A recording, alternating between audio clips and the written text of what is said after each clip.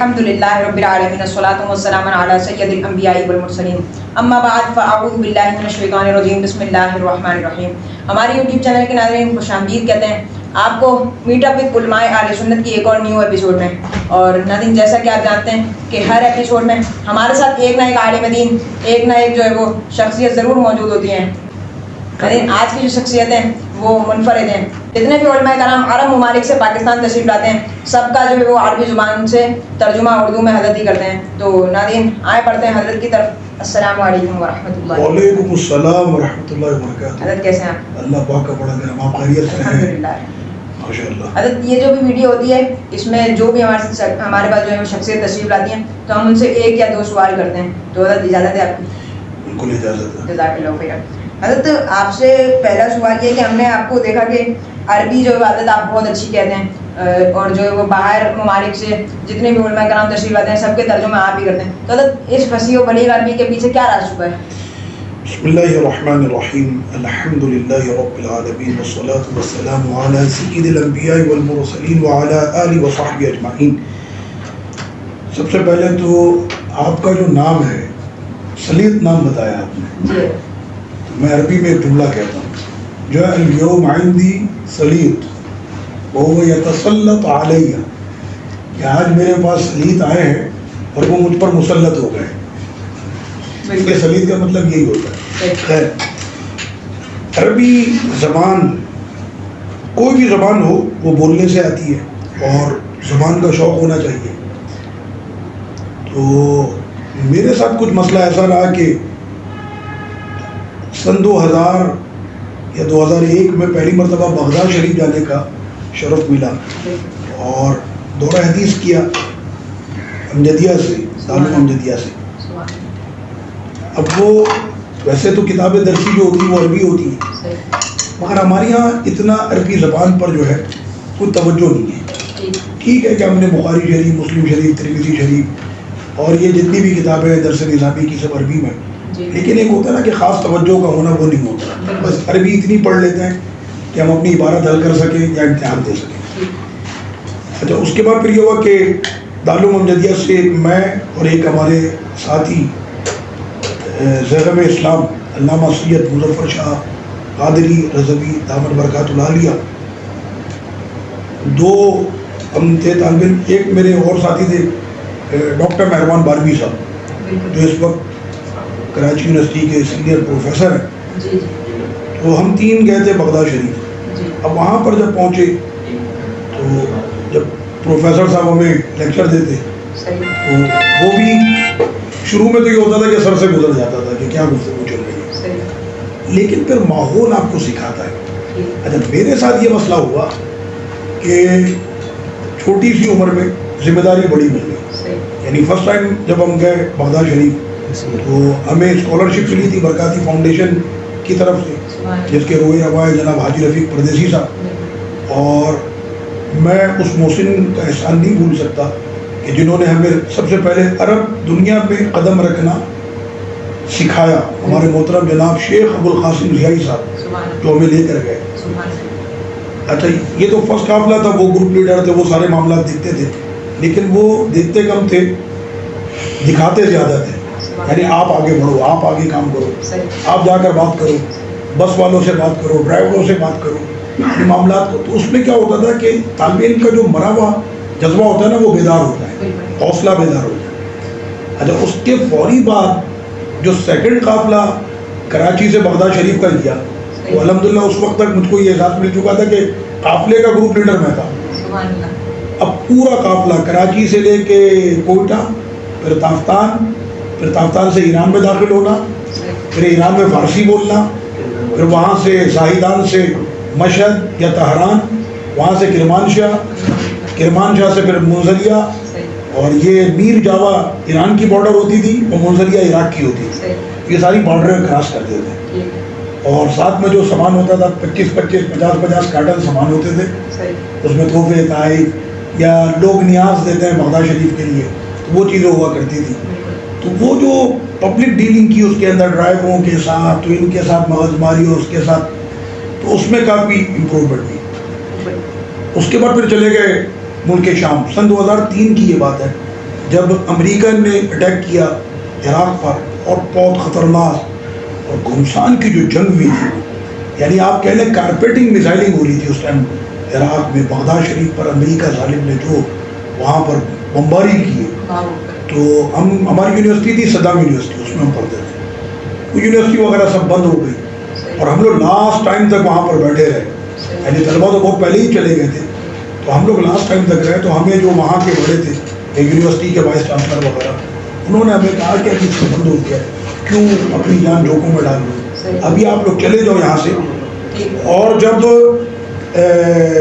حالات بہتر ہوئے اور یونیورسٹی آپ کی کھلے گی پھر آ جانا، زندگی رہے گی تو پھر پڑھ لیں گے، تو بجائے پلٹ کے پاکستان آنے کے ہم آگے ملک شام چلے گئے، اور وہ بھی ایک بڑی داستان ہے کہ نہ ویزا ہے، کسی بھی ملک میں آپ داخل ہو تو ویزا تو ہونا چاہیے، پیچھے جنگ ہے، گولے اور بارود تھے، یہاں سے، اور جب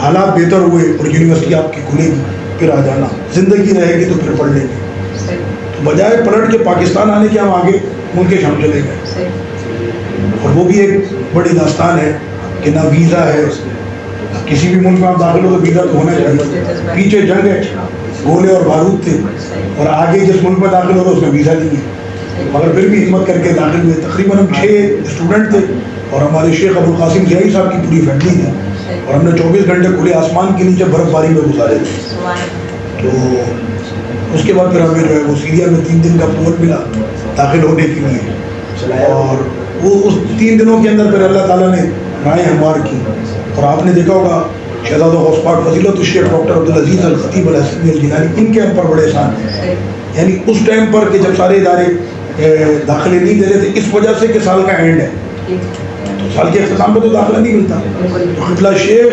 عبدالعزیز خطیب حسنی ان کا ہی احسان، انہوں نے ہم سب کو داخلہ دیا اپنے ادارے میں، معہد تہذیب و تعلیم شرعی، جو کہ بازار شام کے اندر یہ موجود ہے، اور جس کے دائیں طرف سیدنا نور الدین زنگی کا مزار ہے، اور بائیں طرف سلطان صلاح الدین ایوبی کا مزار ہے، اور سامنے مسجد اموی ہے، تو وہ پورا ایک جو جگہ ہے بڑی تاریخی ہے کہ جہاں پر حضرت سیدنا یحییٰ علیہ السلام کا سر انور ہے، اور فاتح کربلا سید الشہداء سیدنا امام حسین پاک رضی اللہ عنہ کا سر انور اسی مسجد میں مدفون ہے، تو وہاں پر جو ہم آ کر بیٹھے اور ان بزرگوں کے فیض و برکات جو نصیب ہوئے تو اس میں سی، اس کے بعد 2003 سے سیریا کے اندر شام میں پاکستانی طلباء کا گروپ لیڈر میں تھا، یا مجھے بنا دیا گیا، تو گروپ لیڈر جو ہوتا ہے وہ اپنے طلباء کے لیے ایسا ہوتا ہے جیسے کہ گھر میں ایک باپ ہوتا ہے، تو میں اپنے طلباء کے لیے کوشش کرتا تھا کہ ہمارے کسی طالب علم کو تکلیف نہ ہو،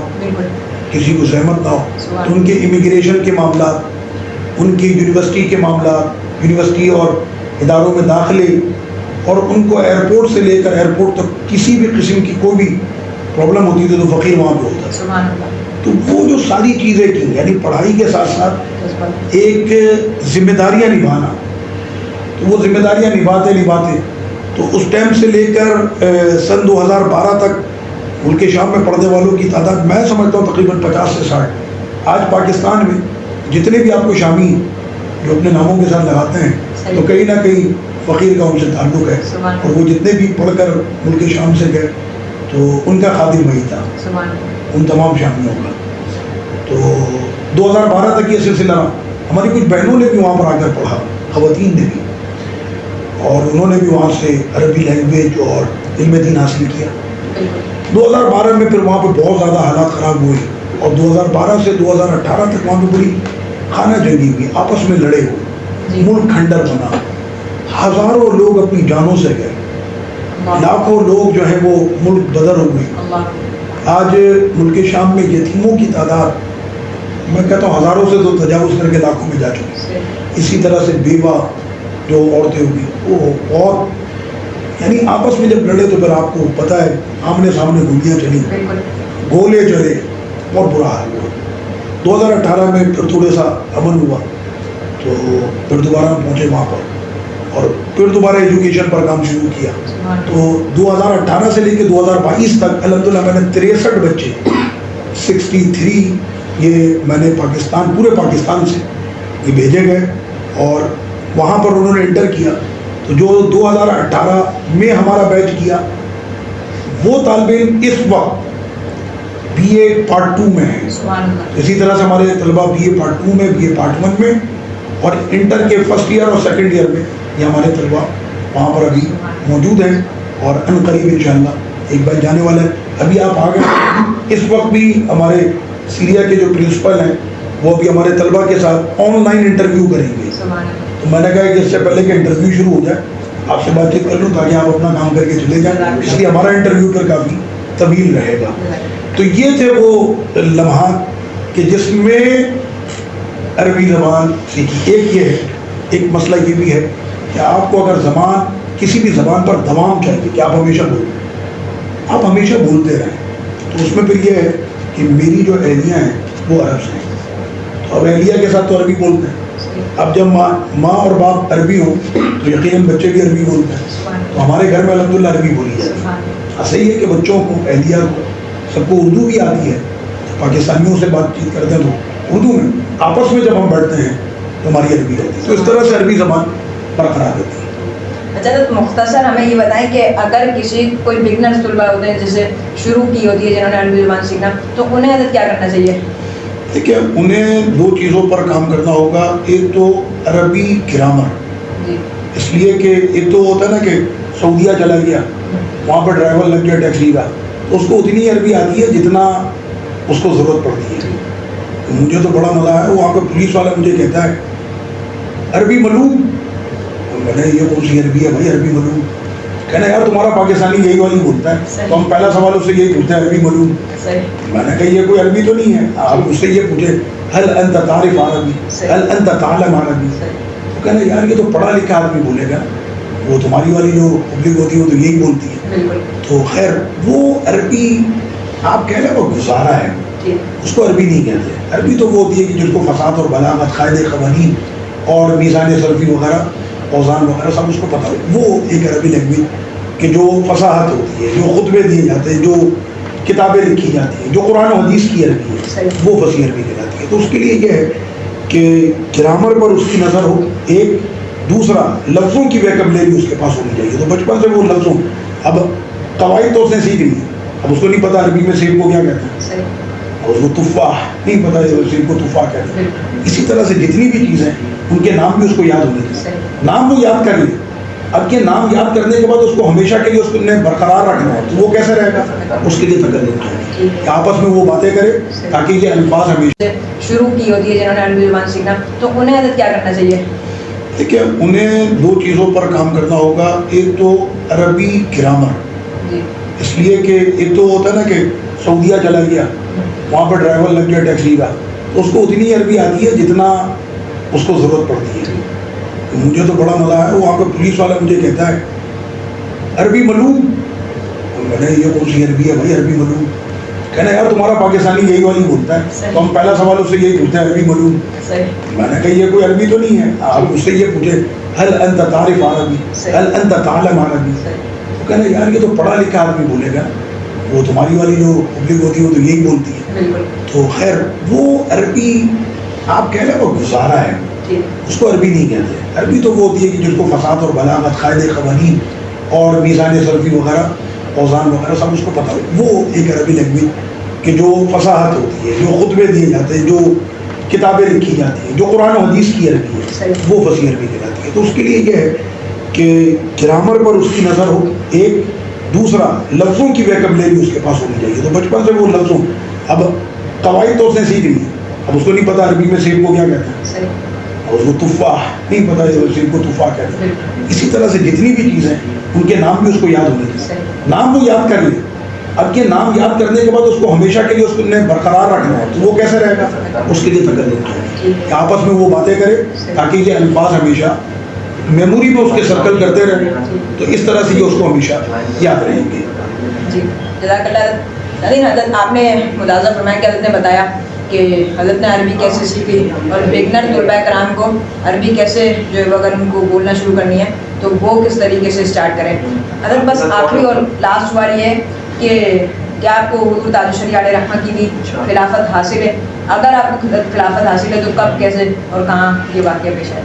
الحمدللہ میرے مرشد کریم حضور شیخ الاسلام والمسلمین قاضی القضات فی الہند شیخ الامہ شیخ العرب و شیخ العجم شیخ الامہ، یعنی میں اپنے مرشد کریم کی جب بات کرتا ہوں، کسی کے لیے بھی ہر ایک کو اپنے مرشد سے پیار ہے اور ہونا بھی چاہیے، لیکن میں اپنے مرشد کے لیے یہ کہتا ہوں کہ جب میں ان کو شیخ الاسلام والمسلمین اور جب میں شیخ الامہ انہیں کہتا ہوں، اور کہتا ہوں میں کہ ایک ایسی شخصیت کے جو علم و عمل میں وہ مکمل شخصیت تھی. بعض اوقات ایسا ہوتا ہے کہ ہم کسی کی تعریف کر رہے ہوتے ہیں تو اندر سے دل مطمئن نہیں ہوتا کہ شاید میں مبالغہ کر رہا ہوں. میں اپنے مرشد کی جب یہ بات کرتا ہوں تو میرا دل اس میں اتنا خوش ہوتا ہے اور اتنا مطمئن ہوتا ہے کہ اگر میں نے اپنے مرشد کے لیے یہ الفاظ استعمال کیے ہیں تو شاید میں نے کم کیے ہیں، میرے مرشد اس سے بھی بڑھ کر تھے. اور جنہوں نے ان کو دیکھا، میں نے تو عرب میں اپنے مرشد کریم کو دیکھا، اور عرب کے علماء کہ کس طرح سے، دیکھیں عرب کے علماء نہ آپ کے جبے دستار سے وہ آپ سے متاثر ہوں گے، آپ کے علم سے، آپ کے عمل سے، آپ کی علمی تحریروں سے، ان چیزوں سے وہ متاثر ہوتے ہیں. تو حضور تعالی شریعہ کا یہ جو جب وہ عربی بولے تو ایسی کہ عرب دیکھے کہ کیا فساد اور بلاغت ہے، انگریزی بولے تو ایسا لگے کہ شاید یہ ہند سے نہیں، شاید ان کا تعلق برطانیہ سے. تو یہ ساری چیزیں تو میں نے دیکھی. مرشد کریم میرے جو ہے وہ سن 2014 میں پاکستان تشریف لائے، 14 ہی تھا، سن 2014 حضرت پاکستان آخری مرتبہ اپنی حیات ظاہری میں یہاں تشریف لائے، اور آپ کا ایک جمعہ تھا کراچی میں، یعنی سفر میں صرف جمعہ ایک ہی تھا. تو لوگ تمنا کرتے تھے کہ ہماری مسجد میں پڑھا دیں، ہماری مسجد میں پڑھا دیں. بہت سارے لوگ تھے متمنی، تو اس میں فقیر نے بھی اپنی درخواست لگائی کہ ہماری مسجد فاروق اعظم مسجد میں تشریف لائیں.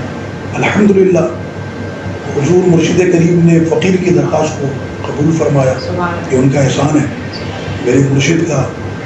تو وہ تشریف لائے، اور اس دن آپ کو حیرت ہوگی کہ پورے پاکستان سے نمازی تھے یہاں پر، پورے پاکستان سے نماز کے لیے آئے تھے جمعے میں، اور یہاں تک کہ جدہ سے لوگ نماز پڑھنے آئے تھے جمعے کے یہاں پر کہ حضور تعالی شریعہ کے پیچھے جمعہ ادا کرنے کا شرف ملے.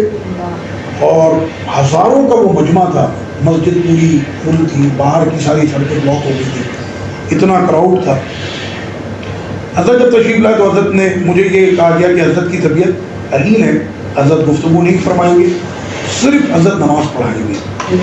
حضرت جب تشریف لیا تو میں نے حضرت سے درخواست کی کہ حضرت اگر خطبہ بھی ارشاد فرما دیں.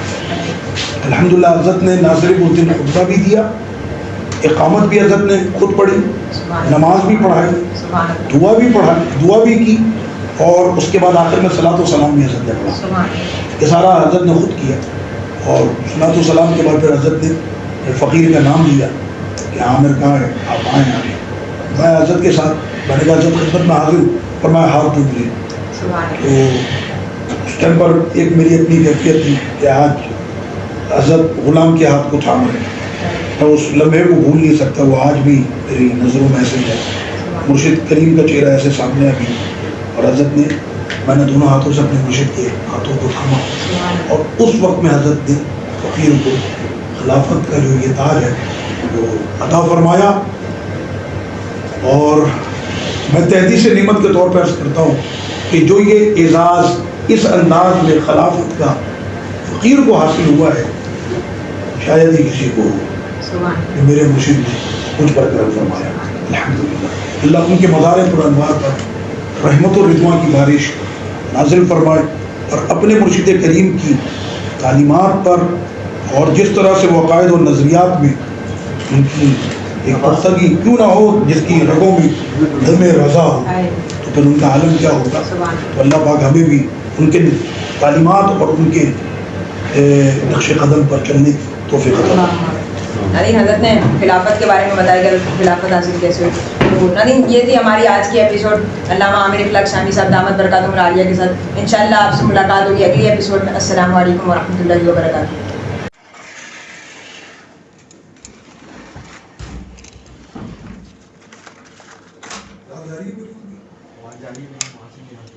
سیدی شیخ معتصم، هل تسمعوني؟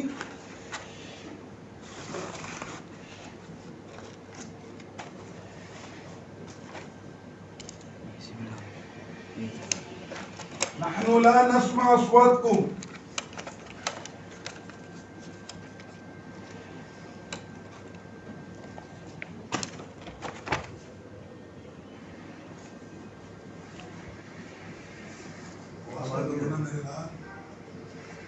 اس کی آواز بھی آ رہی نا وہاں سے اس کو بولے